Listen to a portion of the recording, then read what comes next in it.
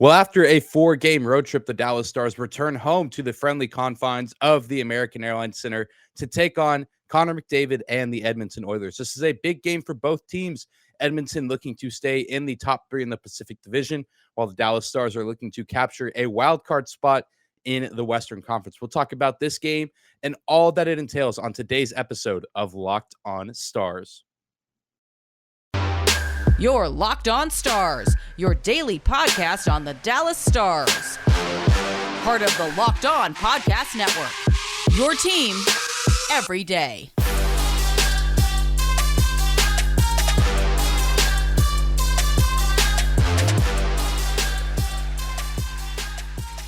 Howdy, Stars fans. Welcome back to the Locked On Stars podcast, the only daily podcast covering the Dallas Stars, part of the Locked On Podcast Network, your team every day. I'm your host, Dane Lewis, your local expert on all things Dallas Stars hockey, credentialed member of the Dallas Stars media, coming to you on this Tuesday, March 22nd. And today's episode of Locked On Stars is brought to you by Rock Auto. Amazing selection, reliably low prices, all the parts your car will ever need. Visit rockauto.com and tell them that Locked On sent you. Whether this is your first time here or you are a recurring listener, thank you for stopping by today's episode of Locked On Stars and for making us your first listen of the day. Be sure to hit that subscribe button if you're watching on YouTube, or if you're listening on your favorite podcasting platform, be sure to give us a follow and a rate and review if you enjoy the show. And also follow us on Twitter. You can find me on there at Dane_Lewis, and you can find our show at Locked On Stars, getting very close to 700 followers on that page. So be sure to go give us a follow there. We talk about our show as well as general Dallas Stars hockey news, updates, memes, whatever you could ask for. We do it all over at the Locked On Stars Twitter account. But let's jump right into today's episode, starting with some pretty big roster news for the Stars. We went live yesterday on YouTube. Thank you for those of you that stopped by and watched the live Locked On Stars post NHL trade deadline reaction show. Unfortunately, this news did not break until after I got done recording, that the Stars made one more move as far as the trade deadline, and that is they sent a 4th-round pick for the 2024 NHL draft to Detroit in return for Vladislav Namestinkov, a center out of Detroit. This is his 6th NHL team now. He played for Tampa Bay, New York, Ottawa, Colorado, Detroit, and now he will be a member of the Dallas Stars, still wearing his number 92. Scott Wedgwood will be wearing number 41, the two new trade acquisitions for this Stars team. But many fans might remember Namestnikov back in the 2020 playoffs whenever he was a member of the Colorado Avalanche. He scored twice in Game 7 of that semifinal series, including what might have been the game winner had it not been for Joel Kiviranta going into beast mode, getting the 2nd goal, and then eventually his 3rd goal of the game to seal the hat trick and also to seal the series for the Stars. Never going to avoid talking about that game or that series here on this show, but it's also ironic because a guy like Namestnikov could be coming in to replace Joel Kiviranta this season and maybe even in the long run, depending on how his time here in Dallas goes from now until the end of the season. But after that playoff run that the Colorado Avalanche had, he was sent to Detroit, and then he had a pretty disappointing 2020 season. I think like only 11 points on the year, but he's had a nice turnaround here in 2021-2022 with 13 goals, 12 assists, totaling 25 points, and he's spent a lot of time on that Detroit Red Wings top line as of late, paired with Lucas Raymond and Dylan Larkin, but likely will be a middle 6 guy for the Stars team. Don't really imagine him being a 4th line guy, but I can certainly see him playing somewhere on the 3rd, maybe the 2nd line, depending on how the coaching staff wants to draw things up. The nice part about a guy like Namestnikov is he can really, kind of get plugged in anywhere. Obviously, you don't want to break up that top line because their chemistry is really good, and it seems to finally be coming back to form of what we've seen. They have been a little bit cooled off over the past couple weeks, but then they had a really nice game in Washington, D.C. on Sunday. And so maybe now that they'll be playing at home against the Oilers, we'll finally see them start to click a little bit more. But you could pair him with Tyler Sagan or Jamie Benn. You could pair him with Denis Gurianov or Alexander Radulov, Jacob Peterson. Any of those guys, I think, and I'm sure that they'll be practicing and working through all that behind the scenes and put him where he needs to be. But he can also just be plugged in anywhere on the Stars team in really any situation. He can get plugged into any of the Dallas Stars power play units. That's not really something he's done in Detroit, but he certainly has the offensive hustle, whereabouts, knowledge, and vision to be on a power play unit. He also has spent plenty of time on the penalty kill in Detroit. That's something that he can offer here in Dallas as well, alongside guys like Luke Glendening or Michael Raffle. And he's just truly a plug and play kind of player, a guy that is versatile, almost like a Swiss Army knife. And I'm really excited to see how he performs as a Dallas Star. I think, we went into the trade deadline and I said that the ideal situation for the Stars is that they don't really give up too much or that they don't change their roster too much. And the roster has changed a little bit because now Braden Holtby is on long-term IR per Saad Youssef of The Athletic, who heard that from GM Jim Nill in a press conference after the Namestinkov deal went down. So now we know that Scott Wedgwood is the official backup goalie to Jake Ottinger and that we won't see Braden Holtby probably for the rest of the season, if I were to guess. Just don't envision that happening, unfortunately. And it's just a sad situation for Braden. And we wish him the best in his recovery, whatever his injury may be. But now we know Wedgwood is here to stay for the rest of the season. And then Namestnikov, he changes the roster too as well. But I think that helps make this team a little bit better on paper. And if he ends up not working out and if he ends up not doing that great, I think that the Stars are going to be just fine because they gave up a 4th-round pick in a draft that's not going to happen for 2 years in 2024. And I know draft picks can be valuable, but ultimately, you give up 1 pick in the late round of a draft that's not happening for 2 years for a guy that has had pretty good production on a mediocre Detroit team. And this is a Dallas team that I think is a little bit above average. And I think that he's an upgrade over a guy like Joel Kiviranta. So I think the Stars did get slightly better because of Namestnikov during the trade deadline. The verdict is still out on whether or not Wedgwood is going to be as good, if not better, than Holtby, because it's hard to look at his performance and stats on a awful Arizona Coyotes team compared to how he might play with a little bit more support from his teammates here in Dallas. So I like the trade deadline overall. Don't love it. Not any big blockbuster moves like the Florida Panthers or Colorado Avalanche made, but still, they didn't sit around and do nothing like the Toronto Maple Leafs. Mike Giordano is not going to solve all the problems for Toronto, believe it or not. But I guess they didn't see it that way. So I personally am fine with how things worked out. John Klingberg is still on the team, which I'm happy about for the time being. We'll see how we feel about that in the offseason, depending on if he leaves and we get nothing in return. But he has stepped up ever since Miro Heiskanen went on IR with mono, and he now leads the team in points for defensemen. And we've seen some of the other D-men step up as well, but I think John Klingberg has really taken the initiative in this situation. And so really glad that he's still on this team and that, a lot of these key players are still here for the remainder of the season, gearing up for what will hopefully be a deep playoff push. But the playoff push starts even now with the game tonight against the Edmonton Oilers, which we will start talking about after a quick break and a word from some of our sponsors.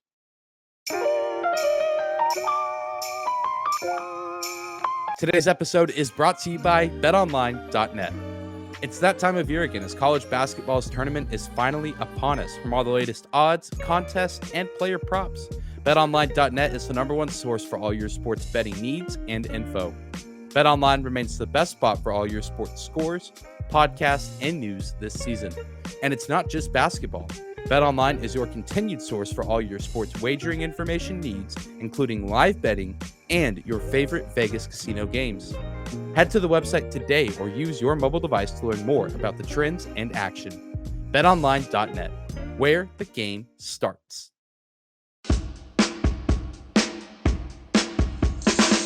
Jumping right back into today's episode of Locked On Stars, your first listen of the day. Your host, Dane Lewis, here at Dane_Lewis on Twitter, talking about tonight's matchup between the Dallas Stars and the Edmonton Oilers, teams that have not matched up since the Tuesday of the week of Thanksgiving, and where the Stars came out and actually kind of put the hurt on this Oilers team, a time when the Oilers were red hot, considered at the time one of the best teams in the league. They have fallen off a little bit, but still now they are certainly competitive and looking to make the playoffs this season in a surprisingly competitive Pacific Division and make some noise while they are there. This episode is being recorded before they play the Colorado Avalanche, but that is something to take in mind for this Tuesday matchup, is that they will be coming off the first night of a back-to-back against the best team in the NHL. But at the time of recording this, they have 74 points, 35-23-4 record, And it just had an absolute roller coaster of a season. They started off the season hot, winning 9 of their first 10. Conor McDavid had a 17-game point streak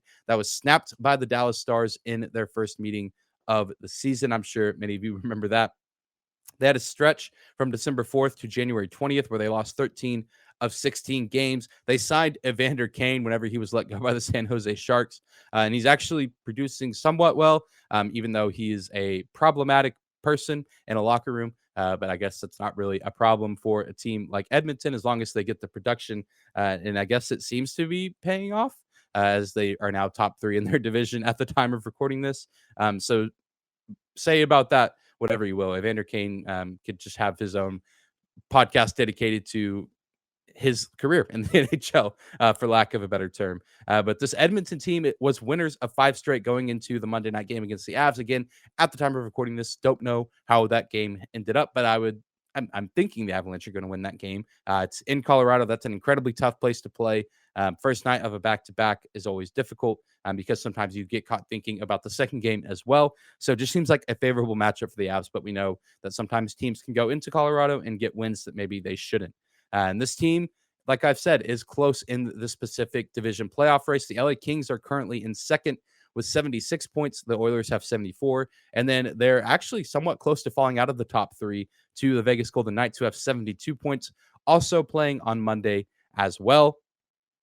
And there's just a ton of chaos in that Pacific Division, which I don't think was really expected. I think people expected Vegas to be good. I think they expected Edmonton to be good. And I think people expected Calgary to be okay. But now Calgary has made a bunch of moves. And even before some of their trade moves, they started catching fire at the right time. And now they are the clear leaders in the Pacific Division, looking to potentially challenge the Colorado Avalanche at a claim for the best team in the West. And since the year 2015, Conor McDavid, that's the year that he debuted for the Edmonton Oilers. The Oilers are only 3-6 in Dallas versus the Stars with 19 goals for and 30 goals against. Their power play only at 20.7%. McDavid in his career in Dallas, 5 goals, 6 assists, 11 points in total. Leon Draisaitl, a little bit worse than that, 2 goals, 4 assists, 6 points at Dallas, with both of his goals actually coming on the power play. Certainly something to make note of there. And it's just, interesting looking at those statistics. Always like looking at those numbers of how people play in other teams' buildings on the road, especially these teams that are so far away. It looks like, both these guys, and obviously a lot of their careers still ahead of them in Draisaitl and McDavid, both struggling a little bit in Dallas. I mean, still obviously putting up numbers, but maybe not quite as productive as they are at home or in other teams' buildings, specifically in their division, which is, typically the case. But I mean, that's really just the key to this game and guys that you have to keep an eye on in Conor McDavid and Leon Draisaitl. If you can stop those two, you can beat the Oilers. It sounds really simple and maybe even stupid, but that's just the truth of it. And that's the fact of the matter. And that's something that the Stars did really well last time that they played. And it's something they're going to have to look to do again. And that's easier said than done and very difficult to do, especially without your best skater and best defender in Miro Heiskanen. You look back to that game the week of Thanksgiving, and so much of the offensive inefficiency for the Oilers can be credited to the efforts of Miro Heiskanen skating hard, using his stick well. We're going to need to see all the other defensemen step up the way that they have for the past few games and see them use their large frames and their defensive abilities to shut down the offense of the Oilers. Because it's not just McDavid and Draisaitl, it's Evander Kane, it's Zach Hyman. I mean, they really just have guys all over the ice that can play. I mean, you look at the stats, and it's like McDavid and Draisaitl up in the 85, 90 point range, and then the next closest guy has like 41 points. Which 41 points, no team would complain about having on their team, but it's just such a big drop off. But also, you can typically forget that a team like Edmonton, even though they have 2 of the best players in the world, these generational talents, they still have talent elsewhere on the roster. So even when you shut down McDavid and Draisaitl, the job isn't done. It has to be a good defensive effort through and through all across the board, whatever lines are out on the ice, whoever is on their shift. It just needs to be hard-nosed, hard-hitting Dallas Stars hockey. And I think that that's what we'll get, especially after that game in DC. A lot of scuffles and physical play on Sunday. I think the boys are going to be really fired up, and I'm really excited to see how they compete against a team like Edmonton that's pretty, on fire right now. Even a loss in Colorado, that's only 1 loss after 5 straight wins. going to be really competitive. I know the hometown fans are going to be excited. Feels like forever since we've seen a Stars game at the AAC. I'm sure the team will be excited to be back in town, even if it is for just one game before hitting the road again for one game and then coming back. A little bit of inconsistency there, but I'm sure the fellows will be excited to be back in front of the Dallas Stars faithful. Well, we will continue to talk about this game and my predictions and thoughts going into it after another quick break from hearing from some of our sponsors.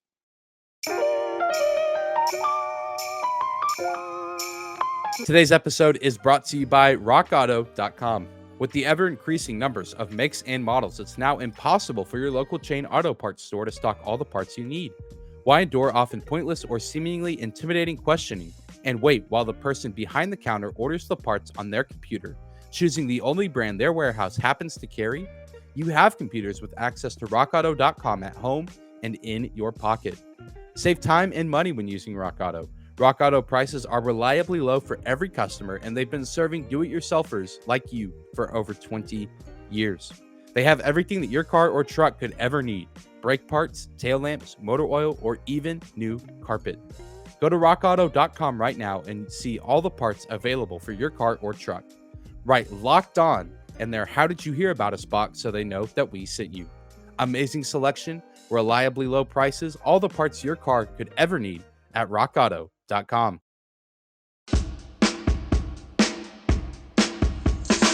And closing out today's episode of Locked On Stars, your first listen of the day, continuing to talk about tonight's matchup between the Edmonton Oilers and the hometown Dallas Stars. This is a big game for both teams, big game for the Stars back at home for a rare stop at the AAC in the month of March, and they need to defend home ice and get 2 points here because it's not going to get much easier. They have the Carolina Hurricanes on the road after this one, so definitely need to pick up 2 points here before heading back out on the road and also knock off a team that is in the playoff race with you. Like I said, I mean, this Edmonton team is only a few bad nights away from dropping back down into a wild card spot or even past that. So getting a win here helps you get 2 points and helps keep the Edmonton Oilers off the score sheet, keeping them neutral, which is exactly where we want them at a time like this. And the Stars certainly have the pieces to do it, even without Miro Heiskanen. You look at some of the numbers from the Dallas Stars veterans against the Oilers throughout their career. Tyler Sagan, who's still looking for that elusive 300th career regular season NHL goal, has 9 goals, 13 assists, 22 points in total versus the Oilers all time. Jamie Benn has been a historic Oiler killer over his career, 20 goals, 14 assists, and 34 points in total. Joe Pavelski, who actually has played the Oilers a lot in his career because he was in San Jose for the majority of it, has 24 goals, 30 assists, 54 points in total. And Jake Ottinger has a .912 save percentage in his last 10 games. The Stars have not necessarily been perfect over their last 10 games, but Jake Ottinger has at least given them a fighting chance in just about every matchup that they've played. And so I expect him to come out and have a big night, especially now that he does have an NHL caliber goalie backing him up. I think that lights a little bit of a fire under him to play his best and bring his A game into this matchup, as to not be benched or replaced by Scott Wedgwood. Because even though I'm sure that their relationship will be fine and they'll work together well professionally, with the competitiveness that Jake Ottinger has, that he does not want to be replaced by the new guy that the Stars just traded for. So expect a great performance from number 29 in the crease tonight for the Stars. And look for some of the middle line guys to stay hot. They've had some really good games as of late. Guys like Alexander Radulov, guys like Jacob Peterson, Dennis Gurianov, Marian Studenic. Really excited to keep watching Studenic play. It's just been fun to see how he's been integrated into this lineup with his speed and his skill set, his forechecking ability, similar to, some similar skills to what Namestnikov is going to bring. I don't imagine we will see Namestnikov in this matchup. I mean, that's just a quick turnaround to get dealt to a team on Monday and then play for them on Tuesday. I can't envision it happening. Maybe we'll see him against the Carolina Hurricanes in their next matchup. But regardless, right now, we are stuck with just seeing Marian Studenic, which is just fine with me because I've really enjoyed watching him play as of right now. And like I said in the last segment, it sounds simple, almost too simple, but the Stars need to shut down the dynamic duo of Leon Draisaitl and Conor McDavid and execute on special teams. The Oilers have the 4th best power play in the league at 25.3%, but they also have one of the worst penalty kills in the league, sitting 22nd overall in the National Hockey League, only a 76.3% PK for the Edmonton Oilers. So kind of night and day, similar to the Dallas Stars, but the Stars PK has been trending in the right direction. And as we know, the power play got hot in Washington on Sunday with Rope Hintz scoring twice on the man advantage. Hopefully we will see that continue to trend upward, as well as the overall play and chemistry of the top line. Need a big game from 16, 21, and 24. I predict that the Dallas Stars win this game in a nail biter. I think it's going to be competitive and have that classic late season playoff feel. 4-3, I predict, is the final score. Tyler Sagan scores first. I am manifesting it that Tyler Sagan is getting career goal number 300 tonight against the Edmonton Oilers. But that's going to do it for today's episode of Locked On Stars. Be sure to subscribe to and follow the Locked On Stars podcast wherever you get your podcast at, whether that's on YouTube or your favorite podcasting platform. Remember, we are free and available no matter where you listen or how you listen. Thank you again for making us your first listen of the day. Now go make your second listen of the day, the Locked On Fantasy Hockey Show.